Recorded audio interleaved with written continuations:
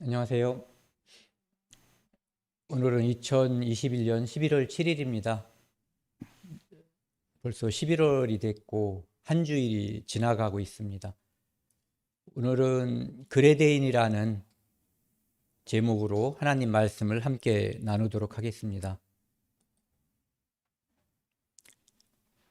신약성경 디도서를 오늘 함께 나눌 건데요.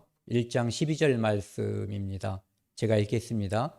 그레데인 중에 어떤 선지자가 말하되 그레데인들은 항상 거짓말쟁이며 악한 짐승이며 배만 위하는 게으름뱅이라 하니, 이 말씀으로 오늘 함께 나누겠습니다. 제가 기도하겠습니다. 하나님 아버지, 감사합니다. 죄를 물마심같이 마시던 저희들에게, 소망이 없던 저희들에게 하나님의 독생자 예수 그리스도를 보내주셔서 그 거룩한 피로 우리의 모든 죄를 용서해 주셨습니다. 그로 인해 저희는 이 죄악된 세상에서 천국에 대한 소망을 가지고 살 수 있게 해주셨습니다. 오늘 이 시간 하나님 말씀을 사모하여 전국 각지에서 모이게 해주시고 함께 말씀을 나눌 수 있도록 은혜 베풀어 주시니 감사드립니다. 이 시간 처음부터 끝까지 함께 해주셔서 오직 하나님의 거룩한 뜻이 나타날 수 있도록 도와주십시오. 이 모든 말씀 우리를 사랑하시는 예수 그리스도 이름으로 감사하며 기도드렸습니다. 아멘. 이 디도서는 이제 사도 바울이 이곳 마케도니아에서 맨 밑에 빨간 줄 치어 있는 데 있잖아요. 그레데. 이 그레데라고 하는 것은 보이는 것처럼 지중해에 있는 섬이거든요. 이 섬이 상당히 큰 섬이더라고요. 사도행전 2장에도 보면 그레데에서 온 사람들이 그 성령이 내릴 때 그때 있었고요. 그 다음에 사도행전 27장에 사도 바울이 로마로 이제 갈 때, 압송되어 가지고 갈 때 그 중간에 들렸던 섬 이름이 이제 그레데라는 섬입니다. 그래서 그 섬에 이제 미항이라고 하는 항구도 있었다는 것을 이제 기억하실 겁니다. 그래서 마케도니아에서 그레데에 있는 디도라고 하는 사도 바울이 매우 사랑하는, 그러니까 제자도 되면서 형제라고도 하고 또 동역자로, 복음의 동역자로 이제 함께하는 그에게 보낸 편지입니다. 그래서 디도서는 이제 서신 편지라는 것을 말씀드리고요. 디도서를 간략하게 한번 살펴보면은요.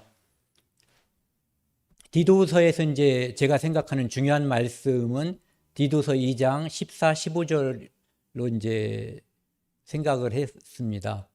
그가 우리를 대신하여 자신을 주심은 그는 예수 그리스도입니다. 모든 불법에서 우리를 속량하시고 우리를 깨끗하게 하사, 그러니까 예수 그리스도께서 우리를 대신해서 자기 자신을 하나님께 대속제물로 준 이유가 우리를 모든 불법에서 그의 피로 죄 용서를 받게 하기 위해서 이제 주셨다, 이런 얘기죠. 그래서 우리를 깨끗하게 하사, 여기서 깨끗하게 한다는 것은 죄를 깨끗하게 한다는 의미도 있고, 그 다음에 하루하루 우리 삶에 있어서 그리스도를 닮아가는, 성화되는 그런 모습도 이제 생각할 수가 있습니다. 선한 일을 열심히 하는 자기 백성이 되게 하려 하심이라. 선한 일은 그리스도인이 그리스도인답게 사는 것, 그리고 그리스도인이 하나님의 일을 하는 것, 이런 것들이 이제 포괄적으로 선한 일이라고 볼 수가 있죠. 그래서 이 선한 일은 디도서의 1장에도 한번 나오고 2장에도 한번 나오고 3장에도 한번 나오고, 어떻게 보면은 디도서에서 이 선한 일이라고 하는 것은 뭐 핵심 단어라고도 볼 수가 있습니다. 15절, 너는 이것을 말하고 권면하며 모든 권위로 책망하여 누구에게든지 업신여김을 받지 말라. 사도 바울은 디도에게 이것들을 말하고 권면하고 모든 권위로 책망해서 누구에게든지 업신여김을 받지 말라라고 이야기하고 있거든요. 그러니까 교회에서 이 디도라고 하는 사람에게 그 그레데에 있는, 그레데에는 교회가 교회는 하나잖아요. 그런데 교회의 당은 여러 개가 있었던 것 같아요. 그래서 그 전체 교회를 이제 디도가 관할했었던 것 같아요. 그 지도자로서 목회를 했다고 볼 수가 있는 거죠. 그래서 그 사람들에게 필요한 경우 책망하고 그 다음에 본을 보이고 모범에 대해서 업신여김을 받지 말라는 것. 그래서 디도서는 이제 전체적으로 이 주제를 살펴보면은 거짓 교사들 그것을 무찌르고 그 다음에 교회가 하나님께 영광을 돌릴 수 있는 올바른 교회가 될 수 있도록 교회의 질서를 바로 잡아라. 이런 취지로 이제 글을 써서 보낸 편지라고 볼 수 있습니다. 이것은 이제 편지다 보니까 처음 시작하는 부분과 본론, 종결 이렇게 되어 있습니다. 그래서 처음 도입 부분에는 사도 바울이 자기 자신의 사명을 이야기하고 있어요. 내가 사도가 된 것은 복음을 전하기 위함이다. 그것은 바로 디도, 너도 이 복음을 전하는 일에 네 삶의 사명으로 삶의 모든 목적을 복음 전하는 데 두어야 된다라고 하는 것을 권면하기 위한 거죠. 그 다음에 참 아들이라고 했거든요. 그에게 디도에게 은혜와 평강을 기원했고요. 본론에서는 거짓 교사들로부터 이 거짓 교사들은 특별히 할례당이라고 하는 유대인들이 이제 예수 그리스도의 피만 가지고는 부족하다. 그래서 할례를 받아야 하고 그리고 율법을 지켜야만 복음이 완성된다라고 하는 거짓 복음. 그것을 갖다가 이제 그레데 사람들에게 성도들에게 이제 퍼뜨리고 있기 때문에 그것으로부터 거짓 교사들로부터 성도를 보호하고 구원받지 못한 사람들이 그거 오염으로부터 이제 벗어나게 하는 그런 일을 하게 했고요. 그 다음에 그런 일을 하기 위해서 장로를 세워서 교회가 하나님 앞에 올바로 서게끔 하기 위한 일을 했고요. 그 다음에 바른 신앙을 위해서 세 가지를 얘기했는데 하나는 바른 교훈을 전파해야지 된다. 올바른 말씀을 전파해야지 되는 거죠. 그 다음에 경건함, 그리스도인으로서 특히 교회 지도자로서 경건하고 선한 일에 앞장섬으로써 모범이 되어야지 된다.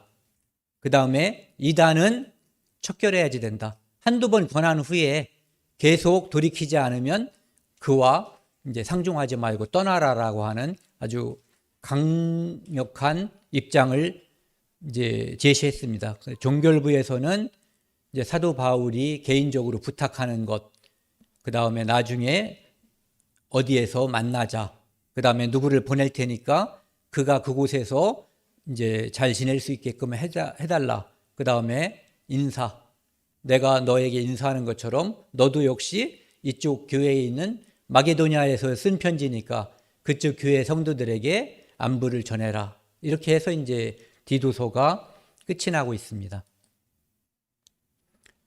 다시 한번 디도서 1장 12절 말씀, 이 말씀을 함께 읽고요. 그 다음에 오늘 말씀을 함께 나누겠습니다. 같이 읽겠습니다. 시작. 그레데인 중에 어떤 선지자가 말하되 그레데인들은 항상 거짓말쟁이며 악한 짐승이며 배만 위하는 게으름뱅이라 하니. 이 그레데라고 하는 것은 아까 말씀드린 것처럼 크레타, 요즘은 이제 크레타라고 하는 섬 이름이에요. 크레타 섬. 그래서 그곳에 예전에 어떤 선지자가 있었는데 그 선지자 이름이 제가 밑에 써놨어요. 에피메니데스라고 하는 선지자가 기원전 예수님이 오시기 전에 659년에 태어나서 이제 살았던 사람인데 그 섬에서 출생한 사람이에요. 그런데 그 섬에서는 대단한 사람으로 인식이 됐던 사람이에요. 신인이라고 해서 매우 이제 현자라고 봐야지 되는 거죠. 그런 위치에 있었던 사람인데 그분이 이렇게 말했다는 거죠. 어떤 선지자가 바로 에피메네디스인데 그 사람이 그레데 사람들은, 그레데 사람이라고 하는 것은 그레데 섬에서 사는 사람들을 말하는 거예요. 그 사람들은 항상 거짓말쟁이며 악한 짐승이며 배만 위하는 게으름뱅이라 하니, 이렇게 되어 있어요. 여기 보면은 세 가지가 나와 있죠. 우리가 누구에게 나쁜 평을 할 때 써먹는 말들이에요. 거짓말쟁이, 짐승 같은, 그 다음에 게으름뱅이. 그런데 그 앞에 수식어가 붙어 있어요. 항상 거짓말쟁이. 짐승도 그냥 짐승이 아니라 악한 짐승. 게으름뱅이인데 배만 위하는 게으름뱅이. 이렇게 되어 있거든요. 그래서 이 사람들, 그레데에 있는 이 사람들에 대해서 아주 혹평을 한 거죠. 그런데 그렇게 혹평한 데에는 이유가 있었습니다. 뭐냐면은 사도 바울은 이 그레데에서 복음을 전했던 사람이고 그레데 사람들이 어떤 사람인가를 누구보다도 잘 알고 있었어요.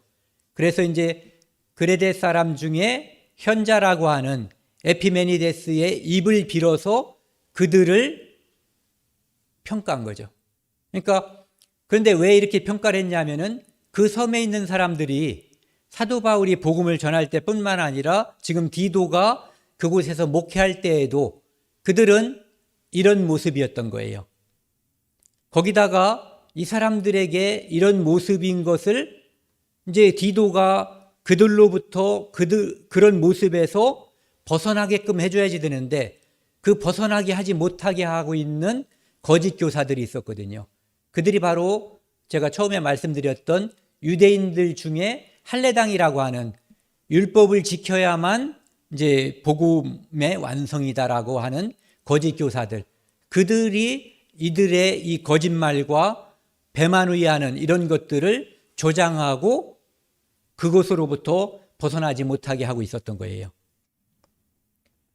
제가 그레데인이라고 하는 것을 제목으로 삼은 것은 우리의 모습이 구원받기 전에 그레데인이 아니었는가라는 생각 때문에 그레데인과 같은 저희를 하나님께서 우리를 긍휼히 여기시고 불쌍히 여기셔서 예수 그리스도를 이 땅에 보내주셔서 우리를 구원했다라고 하는 그 감사와 그 복음에 대한 은혜에 우리가 더 많이 감사하는 마음을 가져야 된다는 뜻에서 이제 그레데인이라고 하는 제목을 삼아봤습니다.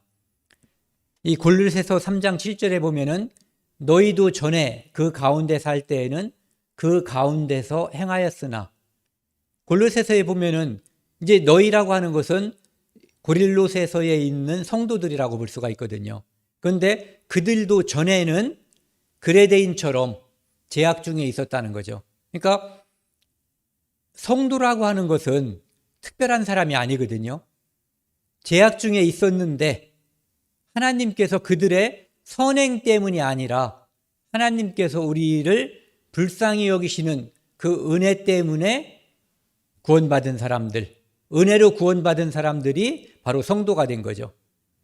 그래서 다른 사람들은 아직 죄를 용서받지 못한 죄인인 거고 성도는 죄를 용서받은 죄인이라고 볼 수가 있는 거죠.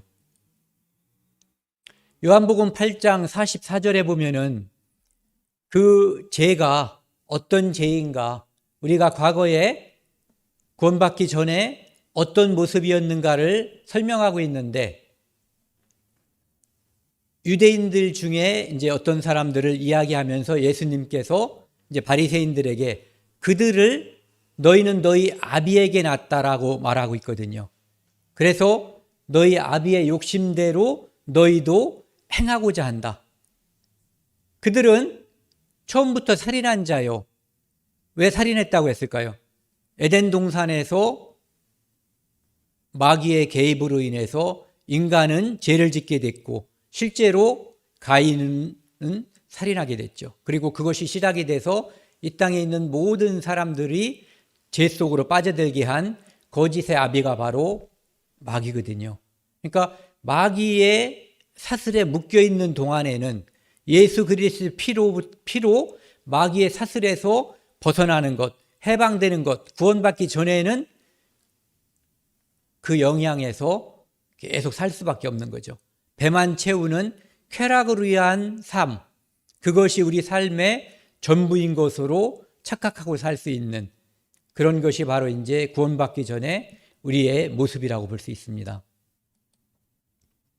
또한 잠언 28장 22절에 보면은 악한 눈이 있는 자는 재물을 얻기에만 급하고 이렇게 되어 있어요. 악한 눈이라고 하는 것은 악하다고 하는 것. 이것은 다른 사람을 해치거나 다른 사람의 어려움, 다른 사람의 힘든 사정을 쳐다봐 주지 않는 이것이 바로 이제 악한 거거든요.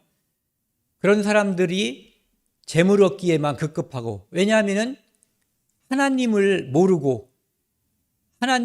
모르기 때문에 이 세상이 전부다라고 생각하고 있는 거거든요. 그래서 그 사람들은 재물을 얻고 내 육체를 위해서 나를 기쁘게 하는 것, 그것이 나의 전부라고 생각하고 사는 거죠. 그런데 그 뒤에 보면 빈궁이 자기에게로 임할 줄은 알지 못하느니라. 왜 그러냐면은 이 빈궁은 재물 얻기에 급급하지만 나중에 빈궁해질 수 있다라는 그런 것도 포함이 되고 있지만, 실제로 이 빈궁이라고 하는 것은 하나님을 모르기 때문에 결국은 이 세상에서 그가 성공해서 모든 것을 누리고 모든 것을 가진다 하더라도 그가 죽어서 가장 불쌍한 자, 불과 유황으로 타는 그곳으로 빠진다면 그는 가장 불쌍한 자가, 빈궁한 자가 될 수밖에 없는 거거든요. 전도서 8장 11절에 보면은요, 제가 이 말씀을 처음에 하나님 말씀을 첫날 배우는 날이 있잖아요. 저는 이제 목사님하고 이렇게 상담을 해서 하나님을 알게 됐는데, 그때 이 말씀이 굉장히 마음에 들어왔어요. 그러니까 제 마음이 열리는데 굉장히 도움을 줬던 말씀 중에 하나가 이 말씀이에요. 악한 일에 관한 징벌이 속히 실행되지 않으므로 인생들이 악을 행하는 데 마음이 담대하도다. 사람들은 누구를 막론하고 나는 착하고 다른 사람들은 악하다라고 하는 편견을 가지고 있어요. 자기 자신을 사람들은 모르는 거죠. 저도 역시 그랬어요. 그래서 이 세상의 악한 모습들, 그 모습을 보면서 하나님이 계시다면 어떻게 세상이 이럴 수가 있어요? 라고 제가 질문을 했을 때, 당신은 그럼 착하다고 생각을 하십니까? 만약에 하나님께서 당신에게 당신이 행한 일에 그때그때 합당한 징벌을 내렸다면 당신은 죄를 2번 지을 수 없었을 겁니다. 이 말씀을 제게 해주셨어요. 왜?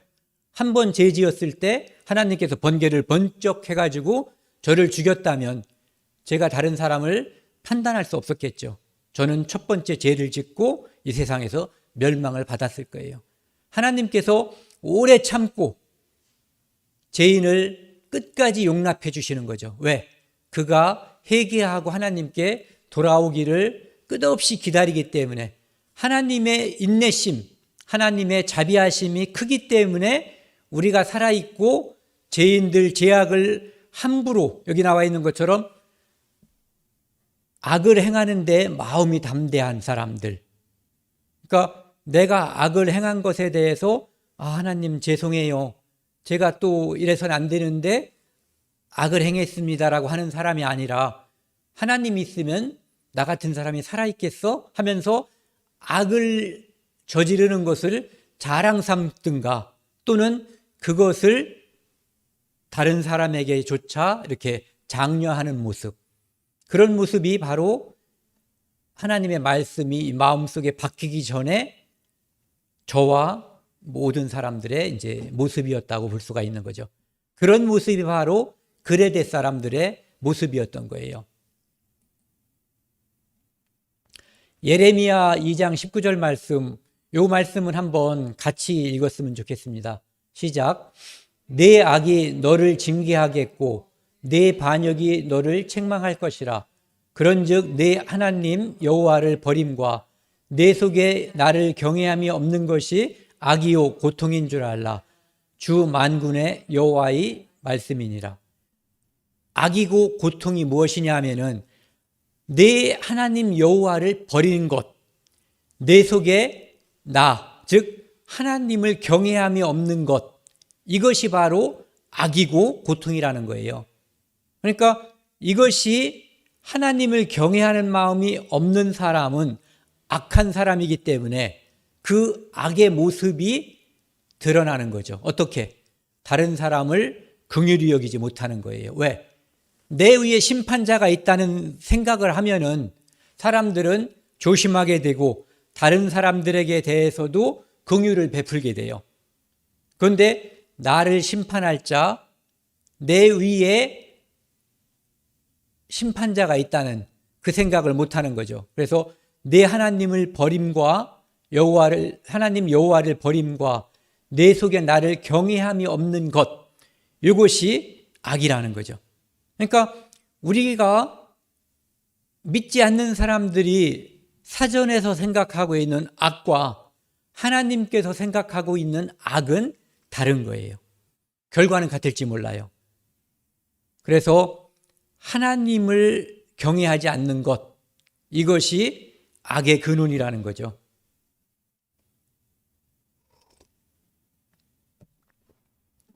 그래서 악한 세상이라고 하는 것은 바로 하나님을 마음속에 두지 않은 사람들이 하나님이 없다라고 하고 심판도 없다라고 하면서 자기 배만 채우고 자기 육신의 쾌락을 위해서 이 세상이 존재한다라고 생각하고 살아가는 모습, 이게 바로 악한 세상입니다. 잠언 17장 4절에 보면은요, 악을 행하는 자의 특징이 있어요. 사악한 입술이 하는 말을 잘 듣고, 하나님이 없다라고 하니까 사악한 사람들이 말하는 그 말을 잘 들어요.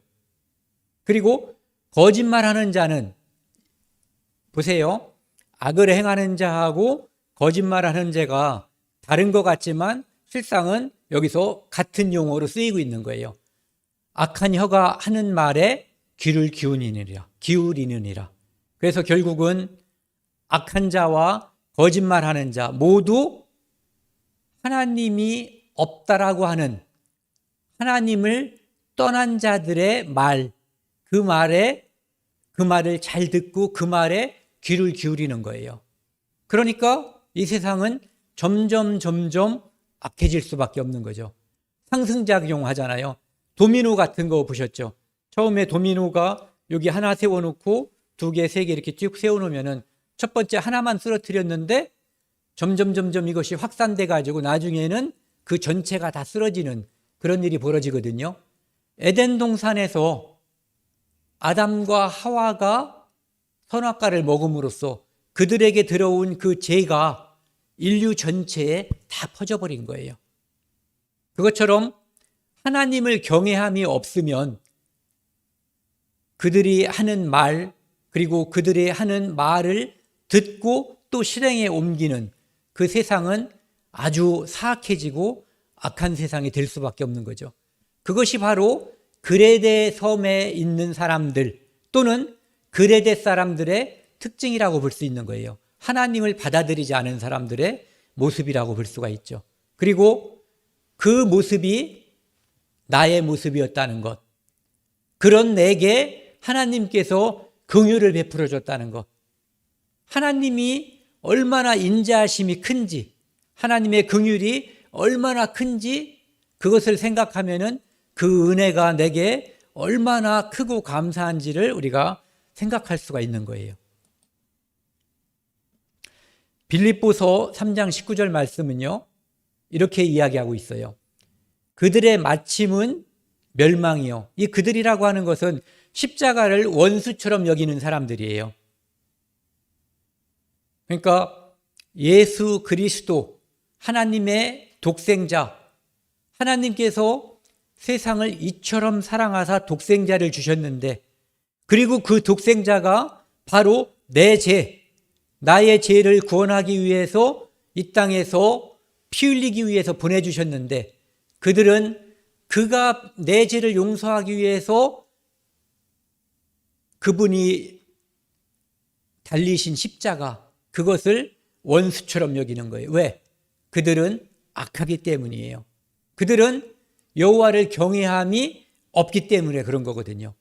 하나님에 대한 지식, 그것이 전혀 없는 거예요. 그래서 그들의 마침은 멸망이요. 영생은 유일하신 참 하나님과 그의 보내신 자 예수 그리스도를 아는 거예요. 예수 그리스도의 십자가의 피가 내 마음 속에서 믿어질 때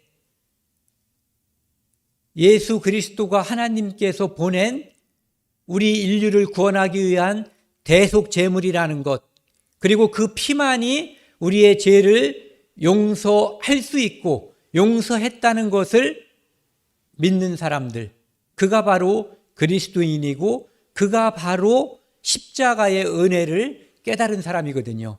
그런데 십자가를 원수로 여기는 사람은 그들의 멸망이 마침은 멸망이 될 수밖에 없는 거예요. 그들의 신은, 그들은 무엇을 숭상하고 무엇에 가치를 두냐 하면은 배요, 배. 맛있는 거 먹고 쾌락을 추구하는 것. 그 영광은 그들의 부끄러움에 있고, 그들이 자랑하는 것은, 그레데 사람들이 자랑하는 것은 그들의 부끄러움이 있어요. 여러분도 주변에서 그런 모습을 많이 볼 거예요. 누군가가 들으면 낯뜨겁고 부끄러운 일을 자기가 했다고 자랑하면서 너도 한번 해봐, 격려하는 모습들. 그런 모습이 바로 그들의 영광은 그들의 부끄러움이 있는 거죠. 땅의 일을 생각하는 자, 즉 우리가 그리스도인들이 생각하는 것은 하늘에 대한 소망, 하늘에 관한 일이거든요. 소망에 관한 일. 그런데 그들은 배와 부끄러움과 땅의 일을 생각하는 거예요. 밑에 보면은 그들이 하는 일이 공동 번역에서 좀 더 쉽게 설명이 되어 있어요. 그들의 최후는 멸망입니다. 그들은 자기네 뱃속을 하나님으로 삼고 잘 먹고 잘 사는 것을 오직 숭상하고 그것을 삶의 목표로 삼는다는 얘기예요. 자기네 수치를 오히려 자랑으로 생각하며 어디 가서 못된 짓 하고 숨겨야 할 그 일을 집에 와서 말하면 자식에게는 말할 수 없고 그의 아내에게 말할 수 없는 그 사실을 동료들에게, 친구들에게 마치 자랑 삼아서 이야기하는 그것을 말하는 거죠. 세상 일에만 마음을 쓰는 자들입니다. 악한 자들이기 때문에, 하나님을 경외함이 없기 때문에, 더 심하게 말씀드리면 하나님을 모르기 때문에 그들은 세상 일에만 마음을 쓰는 거죠.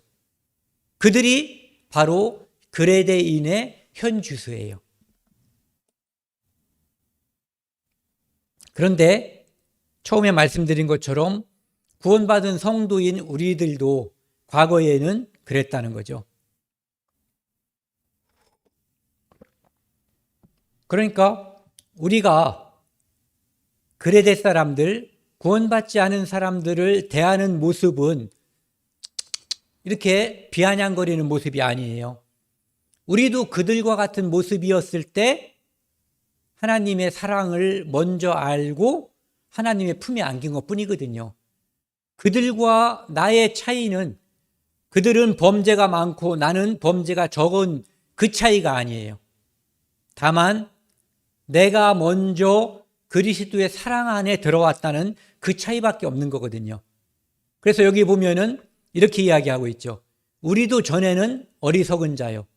시편 14편 1편에 보면은 어리석은 자는 그 마음에 이르기를 하나님이 없다도다.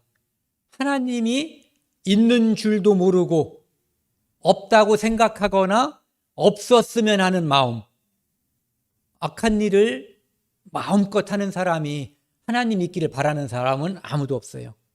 그래서 어리석은 자, 순종하지 않은 자, 순종의 가장 중요한 것은 복음에 순종하는 거예요.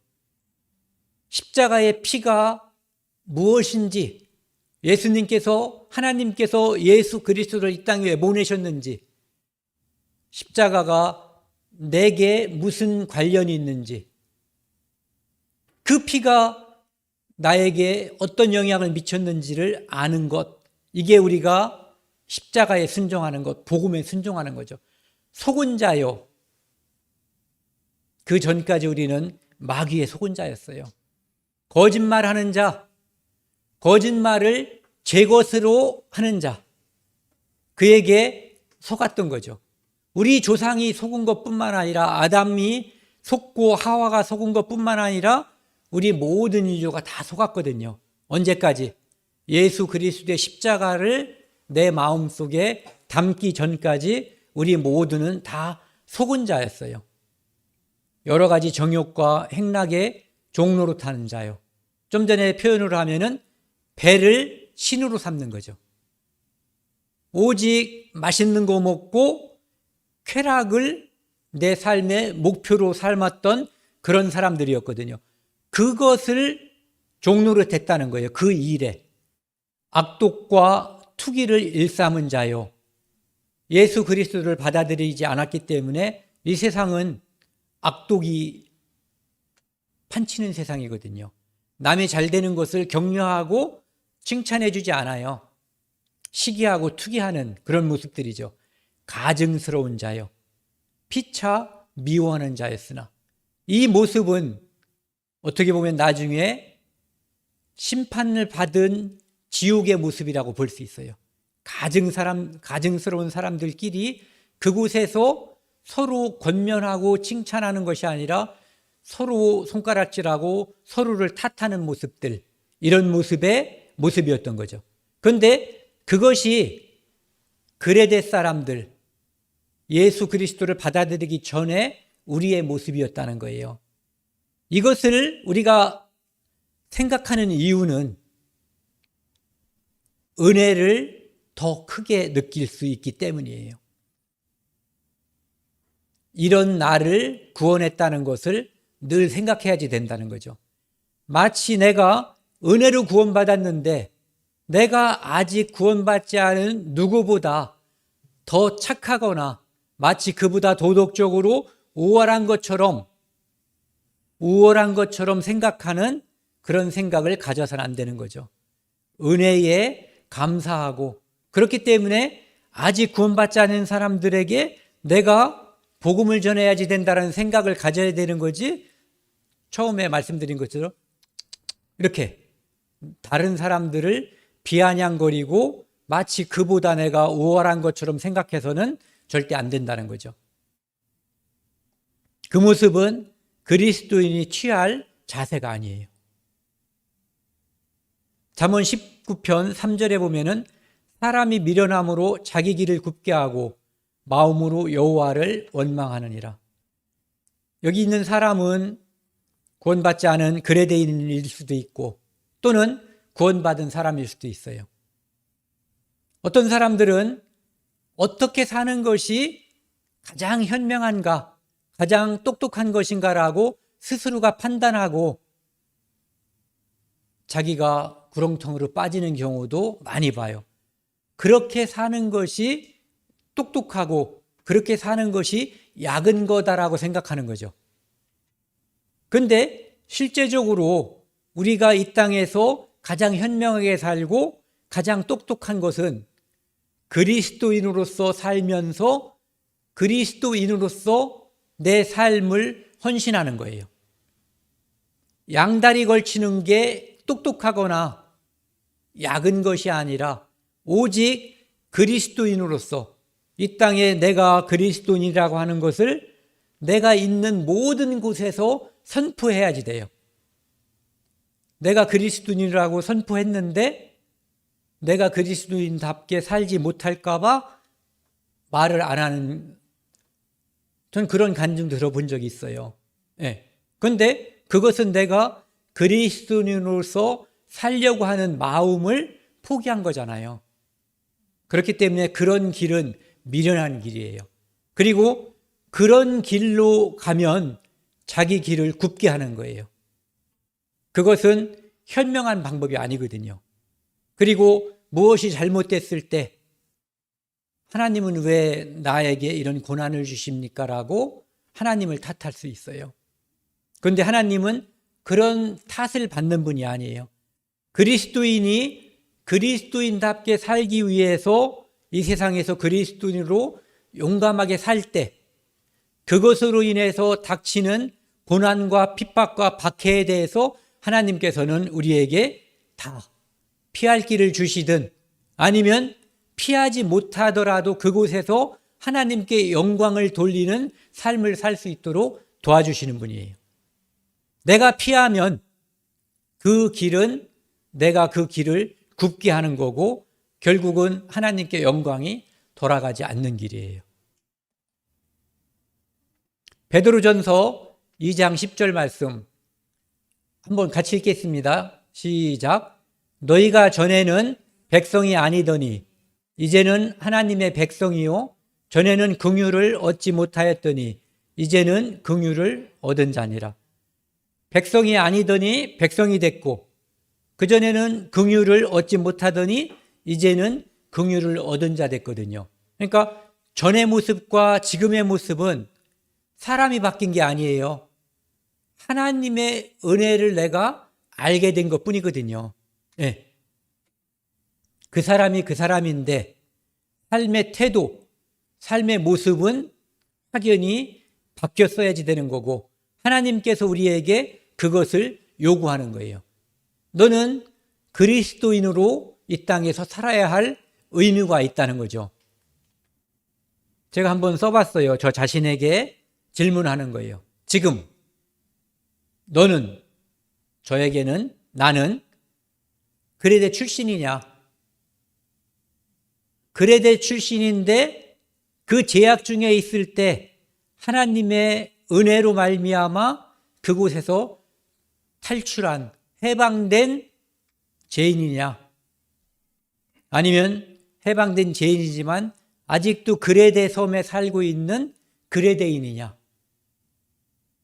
예수 그리스도의 피가 내 가슴에, 내 영혼에 발려져 있지만 나는 아직 악을 물마심같이 또는 내 배를 내 신처럼 섬기고 있는 사람인지 아니면 하늘에 대한 소망을 가지고 사는 사람인지 나 자신에게 우리는 늘 질문해야지 돼요. 그리고 그것에 대한 답을 그날 그 시간에 우리는 스스로에게 답을 줘야지 돼요. 그리고 내 주변 사람들에게도 그 답이 보이게 해줘야지 돼요. 저 사람은 그리스도인이라고 그 사람이 인정하지 않아도 적어도 나 자신이 내가 그리스도인입니다. 내가 실패하고 넘어지지만 나는 늘 그리스도인으로서 살고자 노력합니다라고 하는 모습이 보여줘야지 돼요. 보여줘야지 되는 거죠.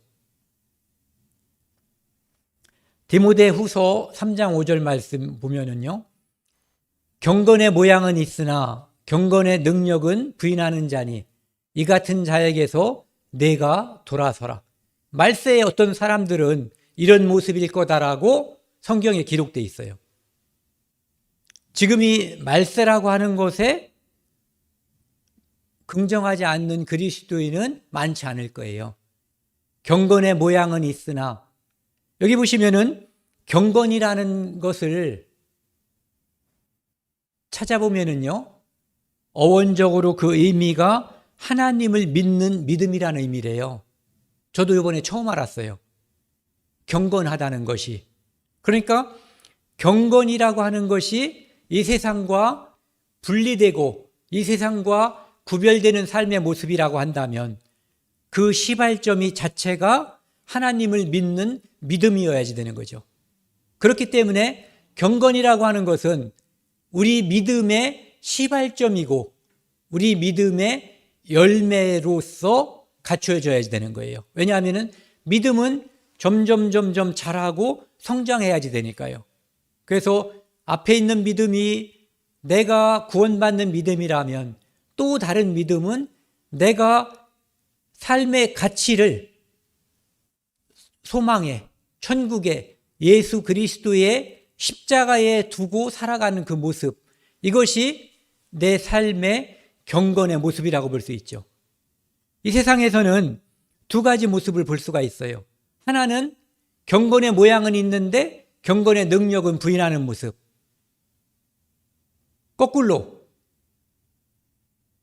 겉모습은 있는데 속에 알맹이가 없는 모습이 있고요. 또 하나는 거꾸로 된 거죠. 제가 지금 헷갈리고 있어요. 경건의 모양은 있는데, 그러니까 겉모습은 갖춰졌는데 속에 알맹이가 없는 거예요. 거꾸로 알맹이는 있는데 경건의 모양이 없는 거죠. 이 두 모습 다 문제가 있는 거죠.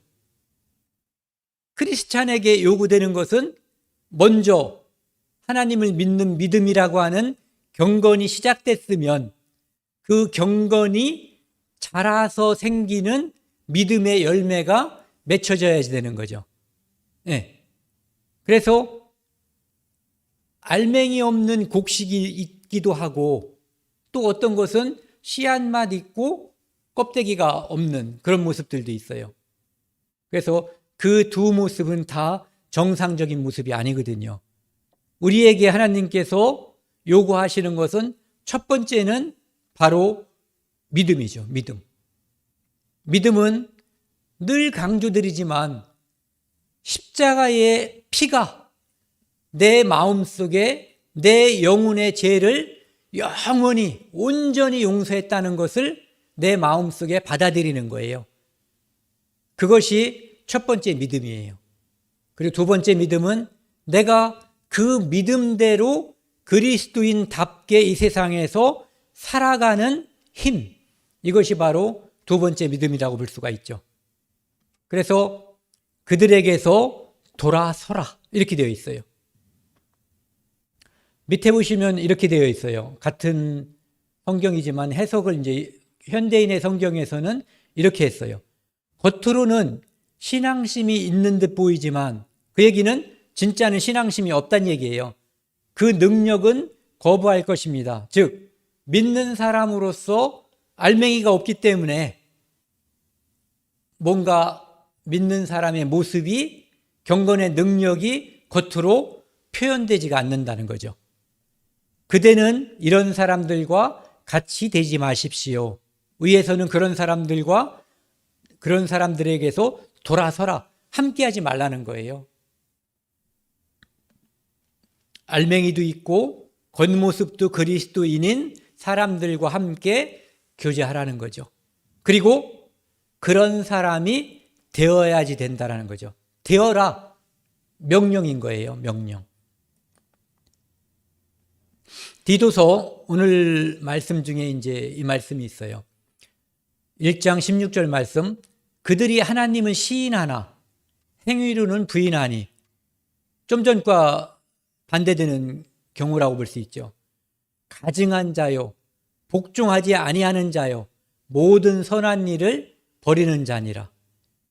실제적으로 여기서 위에 있는 모습과 완전히 다르다고도 볼 수 없는 모습이에요. 왜 그러냐면은 실제로 이 사람들은 하나님을 시인한다고 하지만 할례파 유대인들에게 영향을 받고 예수 그리스도의 피로써 우리의 구원이 완성되지 않는다라고 생각하는 사람들의 영향을 받고 그들과 함께하는 자들이거든요. 그러니까 실제로는 예수 그리스도의 복음이 무엇인지 모르는 거예요. 다만 유대파 그리스도인으로서 그 교회당에 함께 있기 때문에 하나님을 시인하는 것뿐이죠. 그래서 그들은 행위로는 부인하니, 그래서 실제 그들에게 하나님을, 예수 그리스도를 믿는 믿음이 있다고 보기도 어려운 사람들인 거예요. 그래서 행위로는 부인하니 가증한 자요. 가증한 것은 하나님이 싫어하는 것이 가증한 거예요. 복종하지 아니하는 자요. 결국은 이 복종은 결국 복음에 복종하는 거거든요. 복음에 복종한다는 것은 예수 그리스도의 피가 내 구원의 100%, 다른 것은 아무것도 소용이 없고 오직 예수 그리스도의 십자가의 피만이 하나님께서 내가 피를 볼 때 너희를 넘어간다, 피가 죄를 속한다라고 하는 그 말씀 외에 어떠한 행위가 첨가돼서는 안 된다는 것을 믿는 것, 그것이 바로 복음에 복종하는 거예요. 그리고 모든 선한 일을 저버리는 자니라. 그렇기 때문에 마음속에 복음이 들어와 있지 않기 때문에 하나님의 일, 예수 그리스도를 전파하는 일, 그리스도인답게 사는 일, 교회 안에서 본이 돼서 모범이 되는 일, 이 모든 일을, 그 모든 선한 일을 저버리는 자가 되는 거죠. 그거 누구냐면은 그레데 사람들이에요. 디모데후서 3장 12절 말씀이요. 무릇 그리스도 안에서 경건하게 살고자 하는 자는 박해를 받으리라. 그리스도인답게, 여기 아까 경건 말씀드렸죠. 하나님을 믿는 믿음이 경건의 언어적인 원래의 의미라고 한다면, 무릇 예수 그리스도 안에서 믿음대로 살고자 하는 자는 박해를 받으리라. 이 말씀이 쓰여졌던 1세기에는 특히 박해가 굉장히 심했죠. 단지 예수 그리스도를 믿는 믿음을 전파하거나 또는 믿는다라고 스스로가 시인하는 일, 너 믿어 안 믿어라고 물어봤을 때 믿습니다라고 말하면 십자가의 처형을 받든가 화형을 받든가 사자밥이 되든가 어쨌든 엄청난 박해를 받아야 되는 그 시대에 경건하게 살고자 하는 자는 박해를 받으리라. 지금도 그런데 사실은 큰 차이가 없는 거죠. 이 땅이 신앙의 자유가 있고 누구나 불교도 믿을 수 있고 하나님도 믿을 수 있고 무엇을 믿을 수 있고 또는 안 믿을 자유가 있지만 오직 예수 그리스도 안에서 신실한 믿음을 밖으로 표출하는 자들은 핍박을 주변에서 가하게 되어 있어요. 내게 가족으로부터 또는 직장으로부터 내가 속해 있는 어떤 사회로부터 핍박, 조롱 이런 것이 없다면 내가 그리스도인으로서 완벽하게 살았다는 증거가 되든가 또는 그리스도인으로서 선포하지 않고 살았던 증거가 되든가 둘 중에 하나일 거예요. 하지만 이 세상은 마귀가 지배하는 세상이기 때문에 그리스도인답게 100% 살아도 그를 미워하게 되어 있어요. 예수님의 말씀처럼 그들이 너희를 미워하면 그들이 먼저 나를 미워했기 때문이거든요. 그래서 세상에서 미움을 당하는 일, 박해를 당하는 일, 조롱을 당하는 일, 그것은 내가 피해서 되는 일이 아니고 당연한 것으로 받아들이고 기쁘게 그 일을 당하는 일. 하나님께서 그 일을 이길 믿음을 달라고 해야지 내게 핍박이 오지 않게 해주세요 라는 기도는 의미가 없는 거예요. 모든 믿음의 선지는 그 모든 것을 받았고 이겼어요. 그래서 지금 하늘에서 빛나고 있겠죠. 하나님 앞에서. 잠언 말씀 21장 28절 말씀입니다. 거짓 증인은 패망하려니와. 이 세상엔 거짓 증인이 많아요. 심지어 재판에서도 거짓 증인이 있는데 제가 심지어라고 말씀드렸지만 가장 심각한 거짓 증인은 예수 그리스도를 거짓으로 증거하는 거예요. 재판에서의 거짓 증인이 심각하다고 하지만 예수 그리스도를 거짓으로 증거하는 것, 이 세상의 우상과 이 세상의 거짓된 것을 하나님으로 예수 그리스도로 대치하는 것, 그것보다 더 나쁜 것은 없죠. 이 세상에서 재판에서의 거짓 증인이 어떤 사람의 인생을 10년, 20년, 30년 또는 100년 망칠 수 있지만 예수 그리스도를 잘못 증거하거나 증거하지 않는 그 거짓 증인은 다른 사람의 인생을 영원히 패망시키고 멸망시킬 수 있는 거예요. 확실히 들은 사람의 말은 힘이 있느니라. 확실히 믿는 믿음, 예수 그리스도를 믿는 이 믿음이 확실한 사람들은 그 말에 힘이 있어요. 그래서 우리는 제가 한번 써놔본 거예요. 나는 정직한 증인인가? 정직한가 이거죠. 내 양심껏 늘 사람들에게 증인으로서 살아가고 있는가? 나는 힘 있는 증인인가? 정직한 증인은 힘 있는 증인이 될 수 있어요. 진리에 대해서 입을 닫고 있지는 않은가? 내가 가지고 있는 이 믿음, 이 진리가 부끄러운 것이 아니라 내 목숨보다도 더 소중한 거거든요.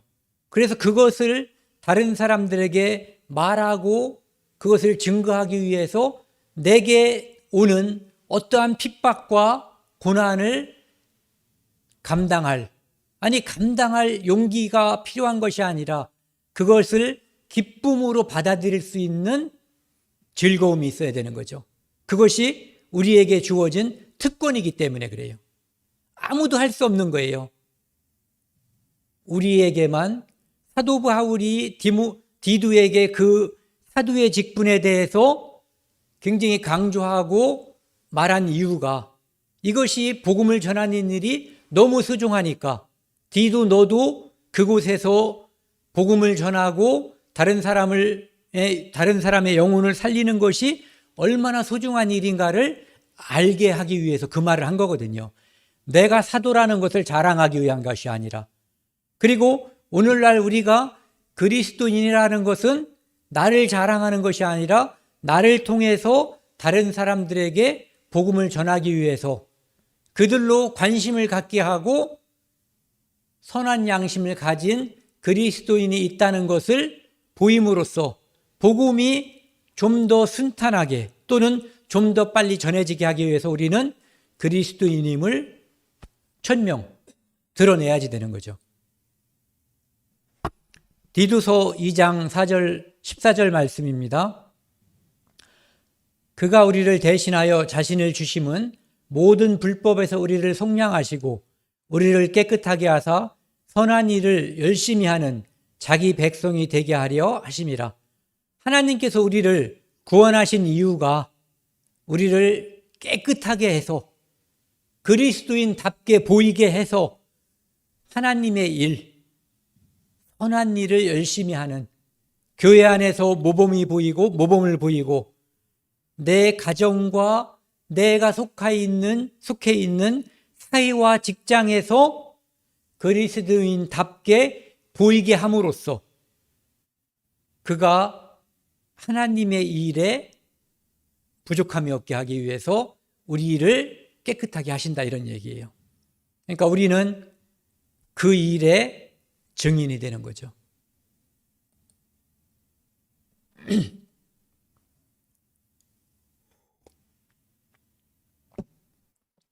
고린도후서 5장 14절 15절 말씀,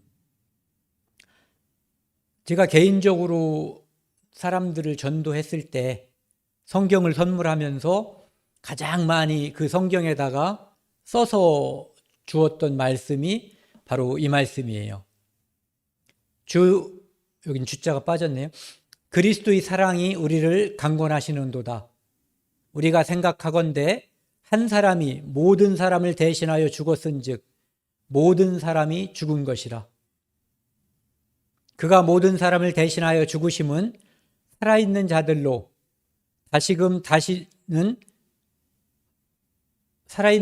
하여금 다시는 그들 자신을 위하여 살지 않고 오직 그들을 대신하여 죽었다가 다시 살아나신 이를 위하여 살게 하려 함이라. 바울 사도가 디도에게 마케도니아에서 그레데에게 편지를 보낸 목적도 복음이 올바로 전해지고 복음을 전해지는데 장애가 없게 하기 위한 거였거든요.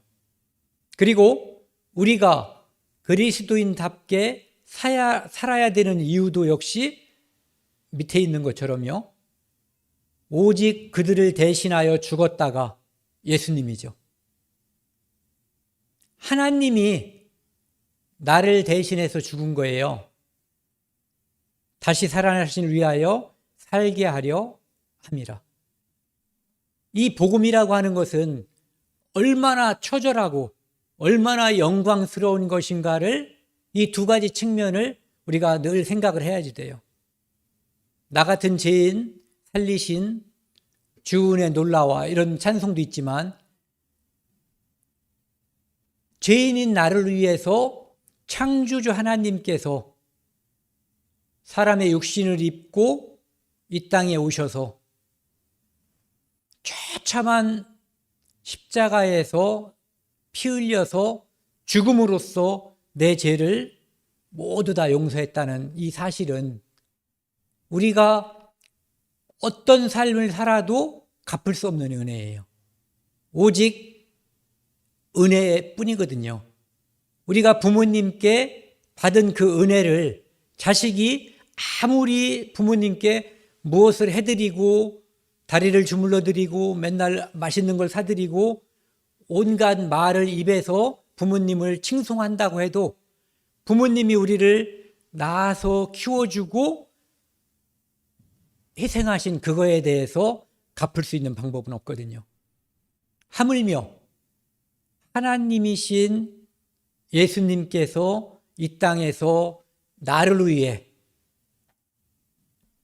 고통을 받으시고 피를 흘려서 내 죄를 용서하신 그 사랑은 우리가 갚을 방법이 아무것도 없어요.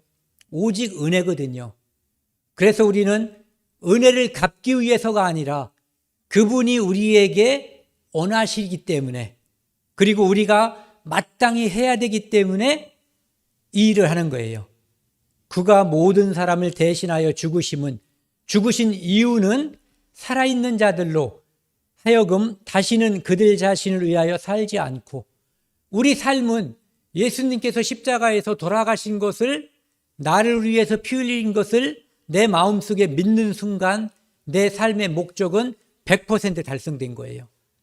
나머지 삶은 이거 노란 글씨죠. 오직 그들을 대신하여 죽었다가 다시 사신 이를 위하여 예수 그리스도를 위하여 살게 하려 함이라 이렇게 되어 있어요.